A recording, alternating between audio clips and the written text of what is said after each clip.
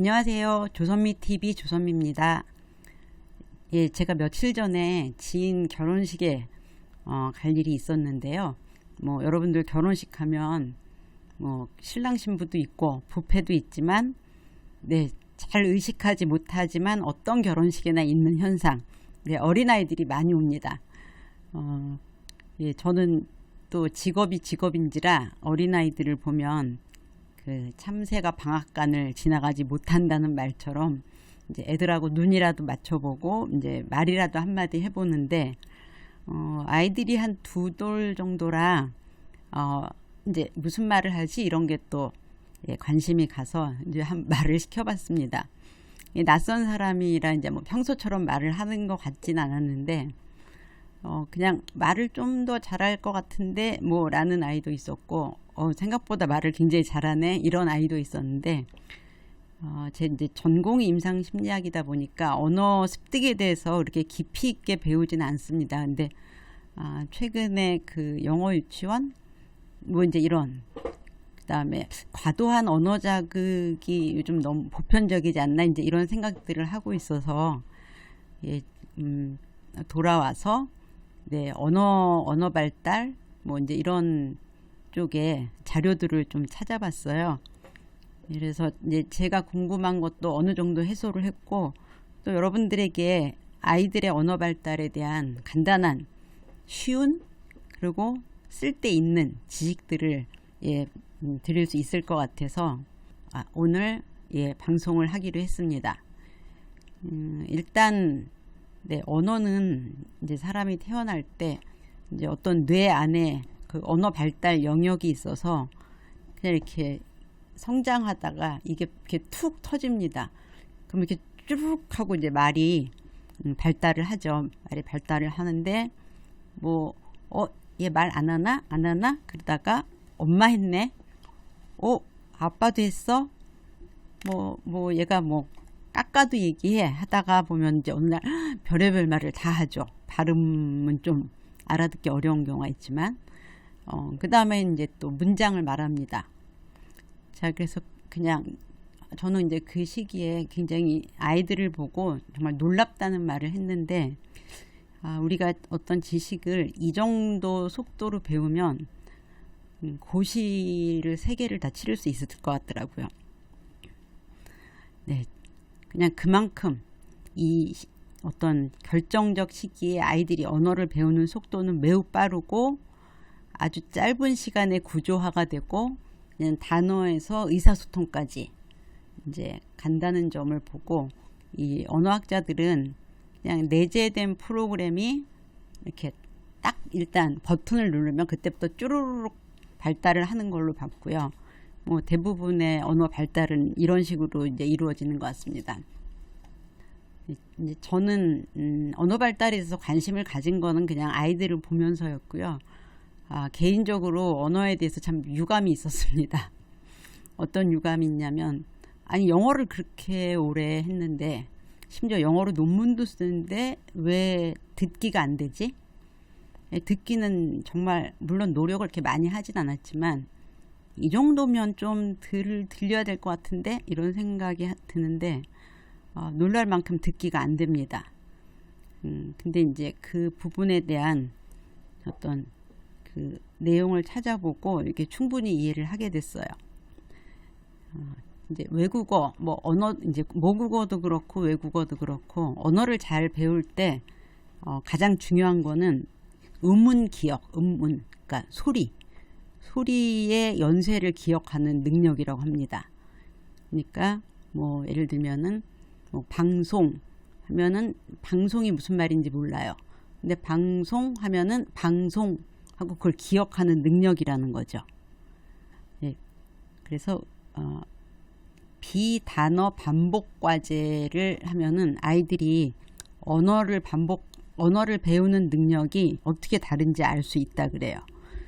예를 들면 이제 제가 책을 갖고 있는데 예를 들면 기억과 주의 과정 이렇게 하면 의미가 있잖아요. 의미가 있으니까 기억하고 주의 과정 이렇게 이해하고 기억도 납니다. 근데 음운 기억은 이렇게 의미가 포함되지 않은 거죠. 그래서 제가 기억과 주의 과정을 거꾸로 얘기해 볼게요. 정과의주 과억기, 정과의주 과억기 이렇게 보면 뭔 말이야 하잖아요. 근데 이거를 그냥 아무 의미 없이 듣고도 그거를 잘 기억하는 사람이 있고, 예, 그렇지 못한 사람이 있는데, 예, 이거를 잘 기억하면 할수록, 예, 이제 언어를 빨리 배운다는 겁니다. 그러니까 이제 제가 볼 때도 아이들이 어떤 단어의 뜻은 모르는데 말하는 아이들이 있고, 단어의 뜻을 충분히 이해한 다음에 말을 하는 아이들이 있는데, 그러니까 이해하고 말을 하는 아이들은 이런 우문 기억력이 상대적으로 낮고, 이해는 못하지만, 예, 그거를 이렇게 반복하는 아이들은 우문 기억력이 뛰어난 것 같아요. 네, 그래서 슬프지만 저는 우문 기억력이 떨어지는 것 같습니다. 그러니까 이제 소리의 연쇄를 기억하는 능력.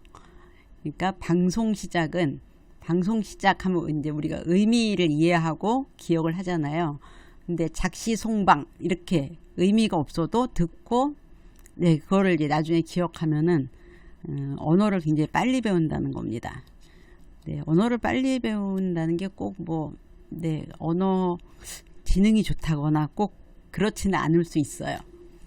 그냥 의문에 대한 기억은 의미 처리나 아니면은 이렇게 추상적 사고력하고 직접 관련이 된 건 아니기 때문에 그냥 의문 기억력으로 빠르게 외국어를 배우는 아이들이 꼭 다른 영역에서 잘한다고 할 수는 없지만, 그래도 이 능력 자체는, 네, 언어 습득에 큰 영향을 준다고 합니다. 제가 이렇게 주절주절 얘기를 하는 건, 난 왜 의문 기억력이 안 좋을까? 젠장. 네, 이런 뜻입니다. 자, 이제 언어 발달의 간략한 발달 단계, 그 다음에 이제 언어를 배우는 시기, 네, 이런 거를 좀 정리를 해드리면, 보통 이제 저희가 임상에서 아이들을 만날 때 이제 어머니들한테 발달력을 물어봅니다.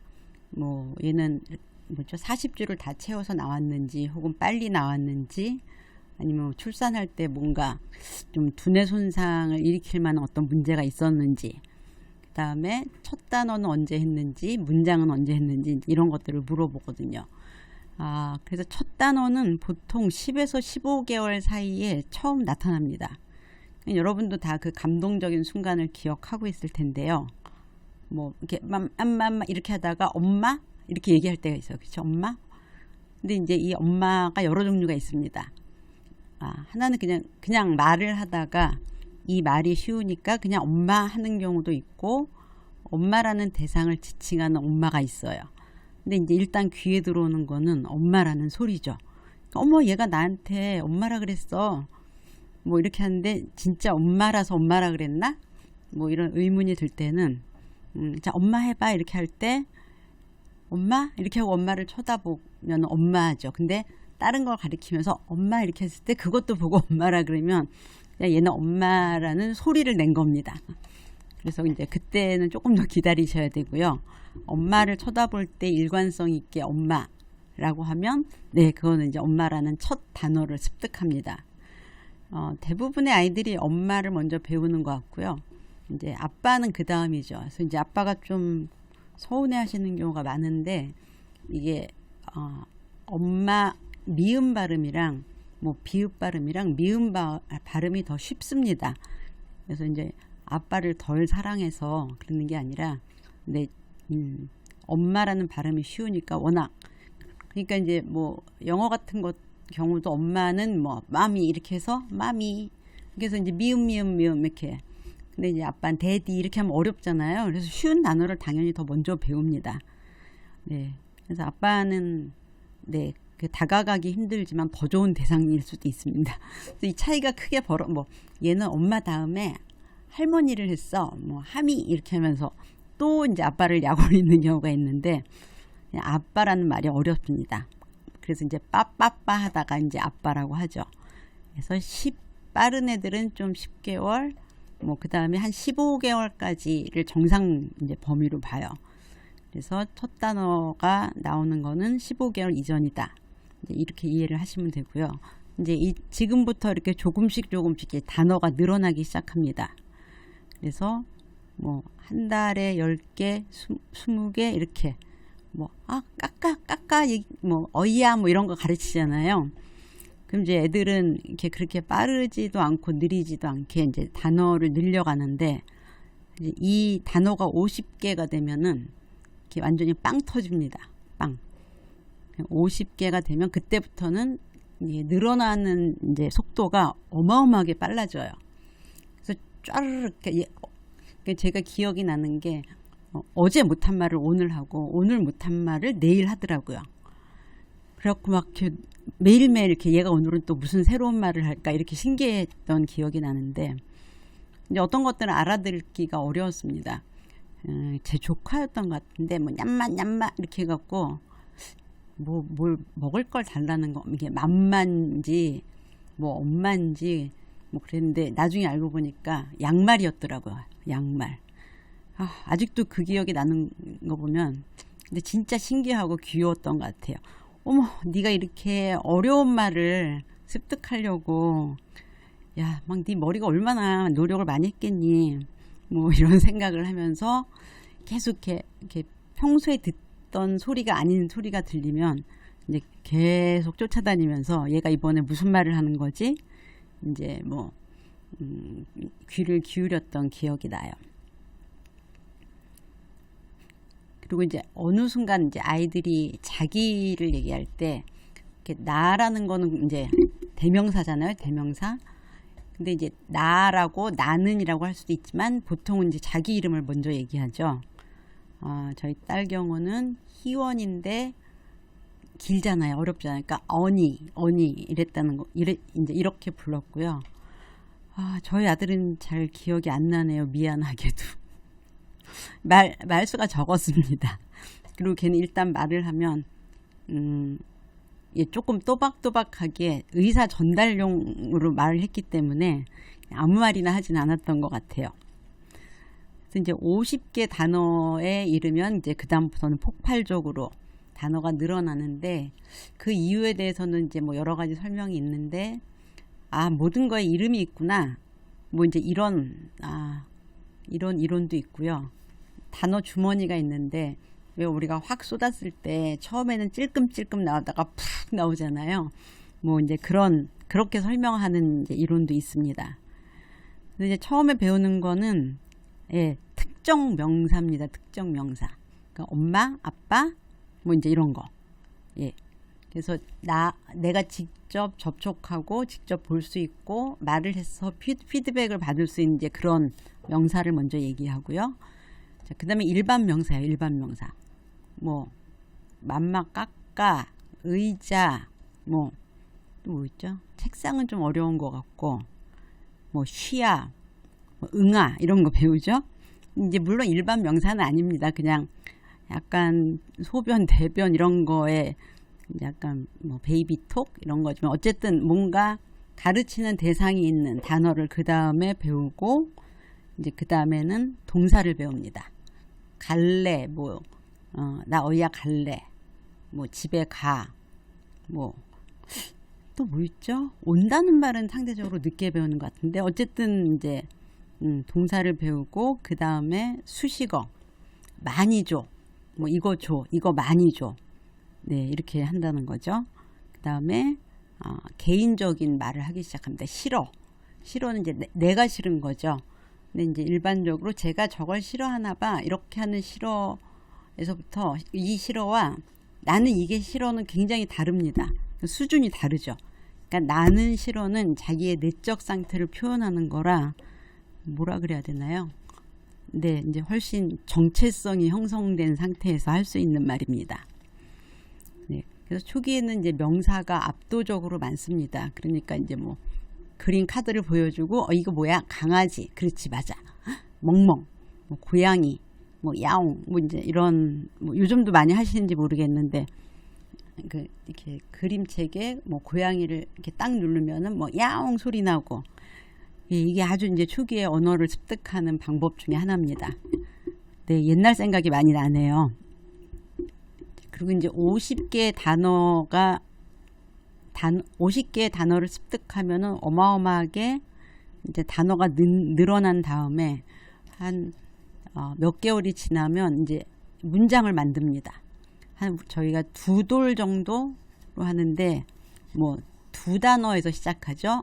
나 갈래 뭐라든지 엄마 가 뭐라든지 예 이렇게 이제 또 수준이 다른 언어를 구사하게 됩니다. 단어와 문장은 굉장히 다르죠. 네, 그래서 2단어, 3단어 이제 이렇게 언어가 발달하게 됩니다. 단어를 조합해서 문장을 만들기 시작하는 시기는 보통 18개월에서 24개월이라고 하고요.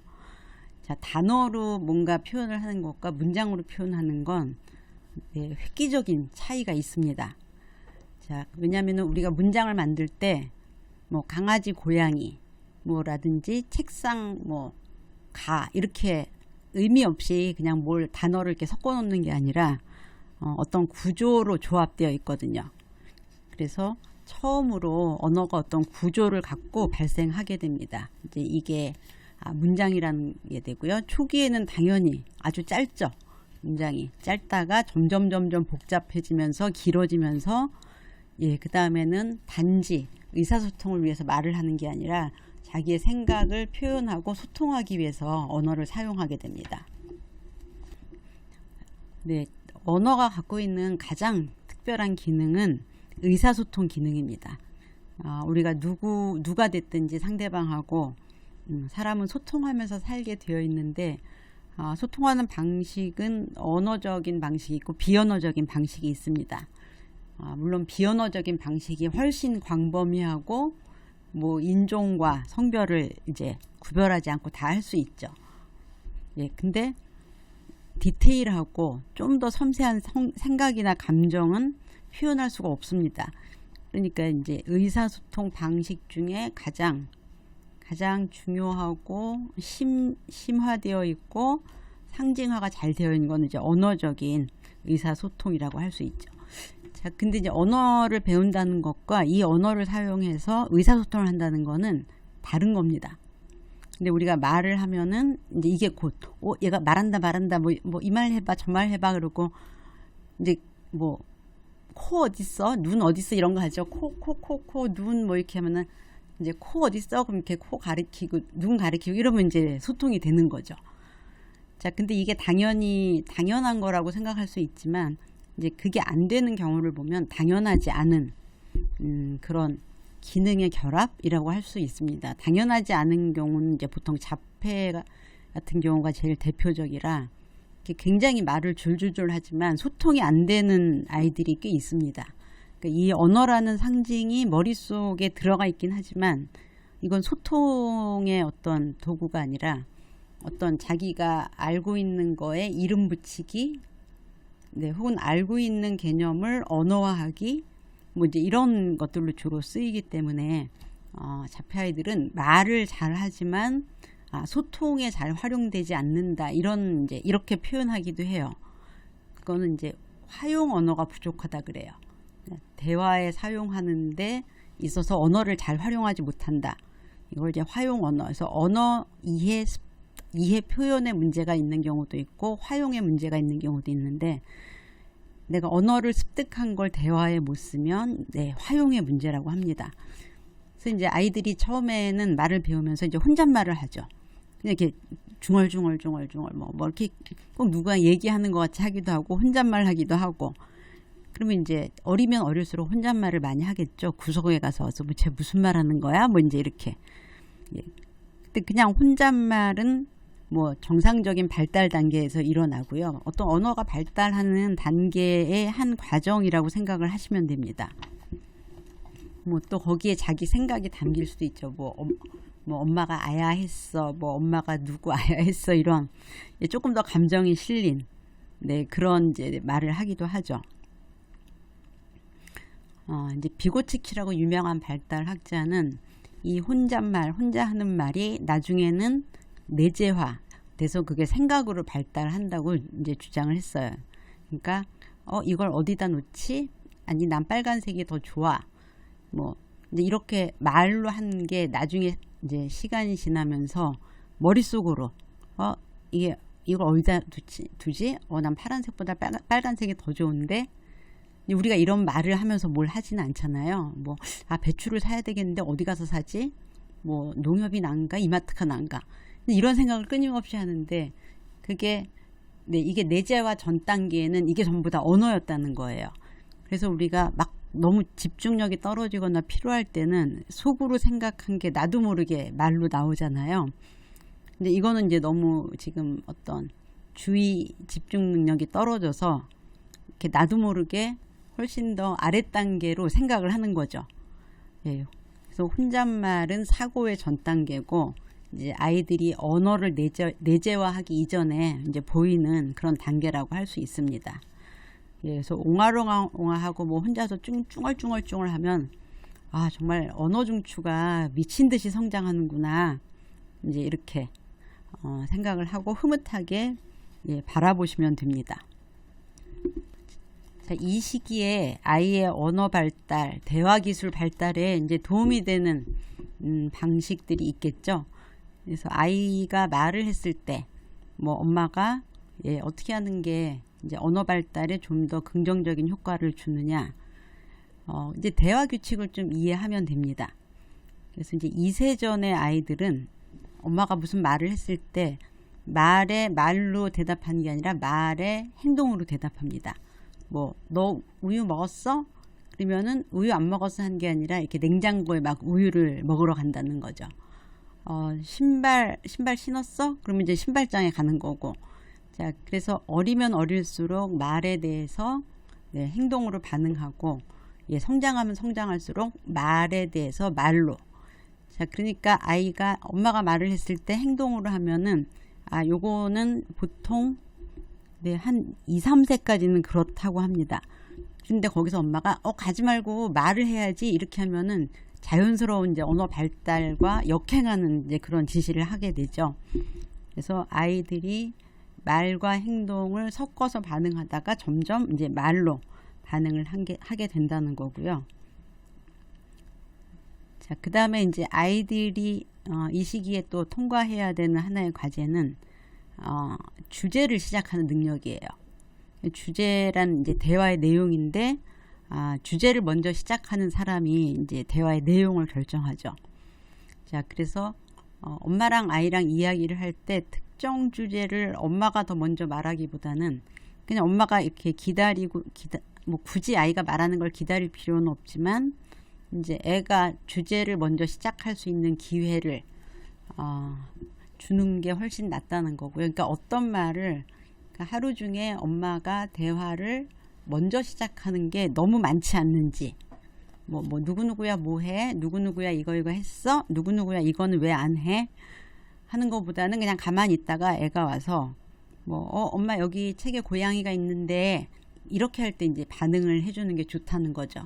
그러니까 이제 아이들은 지금 적극적으로 언어를 배우고 있는 과정이기 때문에 자기 안에서 많은 게 막 이제 올라오거든요. 근데 이제 엄마가 먼저 말을 하고 매끄럽게 길게 하면은 사실은 자기의 그 매끄럽지 않고 단순한 말들을 하는데 좀 주저할 수 있어요. 그러니까 엄마는 애보다 좀 적게 말하고 좀 단순하게 말하고, 뭐 단순하다 그래서 아이 수준만큼은 아니고요. 그냥 어른들끼리 하는 말보다는 훨씬 단순하게 말하는 게 도움이 됩니다. 자, 그리고 이제 아이가 뭔가 의사를 전달하려고 할 때 이제 잘못된 소통을 시도할 수가 있어요. 그래서 뭐 모자를 갖고 와서 엄마 이거, 그러면 이제 엄마가 씌워줄 수도 있고, 뭐 이거 왜? 그럴 수도 있잖아요. 근데 이제 뭐 애가 모자를 던졌다. 그러면은 이제 사실은 애가 뭘 의도하고 모자를 갖고 왔는지 모르잖아요. 예, 그래서 그러니까 계속 엄마가 알아들을 때까지 이거를 던질 거야? 이건 던지는 게 아니야. 그러면은 던지면 안 되고, 이 모자로 뭘 하고 싶어?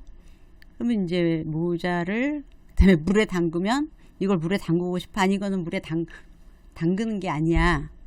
이제 이렇게 해서 결국 모자를 쓰고 밖에 나가자는 얘기를 이를 때까지 엄마가 이제 그 과정을 같이 찾아가 주는 거죠.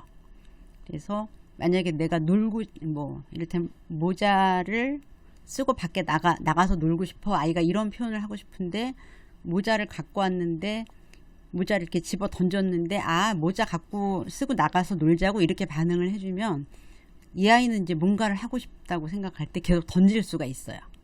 그러니까 제대로 된 표현을 가급적 이제 거기까지 가도록 해주고 그 다음에 움직여야지. 그러니까 얘가 아무렇게나 표현했는데 그거를 다 엄마가 이해해주면 이 아이는 정확하게 표현하려는 동기가 이제 생기지 않을 수 있죠. 자, 그 다음에 아이들이 놀랍게 기억이 좋다 이렇게 얘기하기도 하지만 또 아이들은 굉장히 많은 것들을 잊어버립니다. 그래서 왜 전에 우리 그랬던 거 있잖아 이런 것들을 좀 같이 말하고 싶을 때가 있을 거예요. 그래서 뭔가 언어를 통해서 과거 사건에 대한 아이의 기억을 이제 끄집어내는 그런 경우들이 있는데 어떻게 하면 좋은지 교과서에 예가 하나 있어서 마지막으로 요거 하나 알려드리고 여기에 이제 여러 가지가 있는데요. 아이하고 엄마하고 말을 할 때 문장의 길이, 그 다음에 사용하는 단어, 그 다음에 이끌어가는 방식, 이제 이런 것들이 이제 다 담겨 있어서 요거를 한번 읽어드리고 여기에서 우리가 유념해야 될 부분들을 기억하고 유념해야 될 부분들을 말씀드리겠습니다. 이게 이제 미국 사람이 쓴 책이라 영어로 돼 있는 거를 이제 번역해서 어떤 문장은 조금 부자연스러울 수도 있는데요.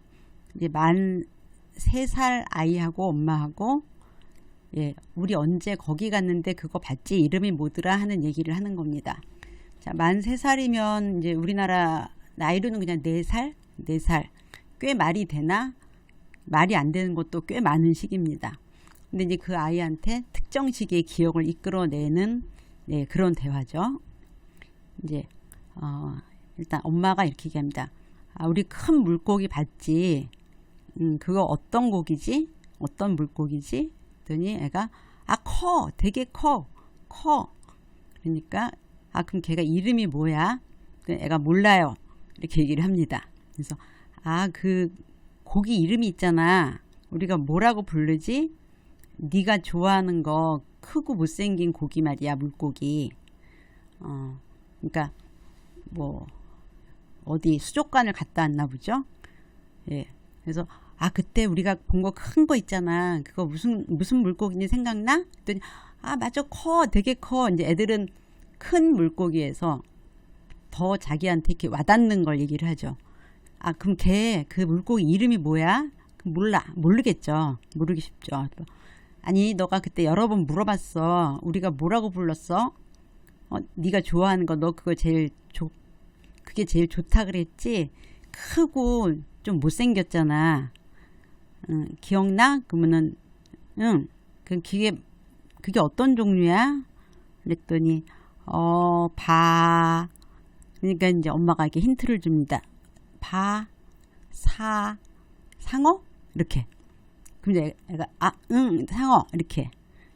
그러면 이제 상어를 본 걸 기억하고 거기에 이름을 사실은 기억을 못하지만 상기시키면서 이제 우리가 봤던 것과 이름을 이제 연결시켜 주는 겁니다. 자, 그래서 맞아, 상어. 그러니까 엄마가 그래, 그렇지. 근데 우리 거기 큰 수족관에서 상어 말고 또 뭘 봤지? 몰라가 정답입니다. 여러분들이 애가 클 때까지 제일 많이 듣는 말은 몰라 하고 그냥이에요. 몰라. 또 뭐 봤어? 몰라. 우리가 처음 거기 들어갔을 때 생각해봐. 처음 갔을 때 뭐가 있었지? 처음 딱 들어갔을 때 작은 게 많았지. 뭐 이렇게. 그러니까 처음에 딱 들어가면은 그건 기억이 좀 남습니다. 그러니까 우리가 처음에 딱 갔을 때 그 물통에 조그만 게 막 다녔잖아. 요 정도로 얘기해야 돼. 얘가 따라올 수 있게. 우리가 처음 딱 갔을 때 물이 이만한 통에 있고 거기에 조그만 게 막 다녔잖아. 이름 생각나? 그랬더니 애가 이제 물에서 뭐가 떠다닌다니까 오리 이렇게 말을 합니다. 그랬더니 아니야, 오리는 아니고 옷을 입고 있었어. 옷을 입고 있었잖아. 근데 걔 이름은 펭귄이야, 펭귄. 그래서 이제 엄마가 그때 가르쳐 줬던 걸 다시 상기시킵니다. 그 다음에 이제 연결시키는 거죠. 펭귄이 뭐 했어? 또 모릅니다. 아이는 몰라. 그래서 이 엄마는 기억을 이끌어내면서 거기에다가 이제 하나의 이름 붙은 스토리로 이제 유도를 해주는 거예요. 그래서 이제 품이 드는 거죠. 그래서 하루에 한두 개만 하세요. 너무 힘듭니다. 근데 이제 그 사건들에 대한 이제 시각적 기억은 좀 남아 있겠죠. 그러니까 맞아, 되게 컸어. 이름 기억나? 이름 파 이렇게 하니까 상어야, 상어. 우리가 수족관에 갔을 때 되게 크고 못생긴 물고기가 있었는데, 근데 이제 여기에서 크고 못생긴 물고기 요것만 있으면 돼요. 다른 말은 가급적 적은 게 좋습니다. 그러니까 뭐 예를 들면 우리가 수박을 가르쳐 준다고 해보죠. 우리 지난번 더울 때 먹었던 큰 거 과일 생각나? 그러면 큰 거 뭐 있지? 수박만큼 큰 게 없죠? 애가 그냥 사과 이렇게 있겠죠? 그러면 근데 사과보다 더 커. 그리고 색깔이 달라. 초록색이야, 초록색. 그러면 초록색 과일 별로 없죠? 그럼 뭐 아무 말이나 하겠죠. 사과에도 초록색이 있으니까. 아니 근데 그게 큰데 초록색에 까만색 줄이 있어. 그것도 되게 맛있었어. 그 딱 자르니까 빨간색이었는데. 수박이라는 과일은 되게 배우기 어렵군요. 굉장히 본질적으로 복잡하네요. 이렇게 딱 잘랐더니 빨간색이 딱 나왔어. 요쯤 되면 좀 인상적일 수 있어요. 딱 잘랐는데 빨간색이 쫙 나왔어. 겉에는 초록색이었는데. 빨간색. 이렇게 하면서 이렇게 막 숟가락으로 떠먹었어. 라든지 잘라 먹었어. 맞아. 엄마가 요만하게 잘라줬지. 그게 수박이야. 하고, 수박은 크고, 동그랗게 생겼어. 그래서, 초록색인데 까만 줄이 있어. 그래서 그때 네가 막 웃었잖아.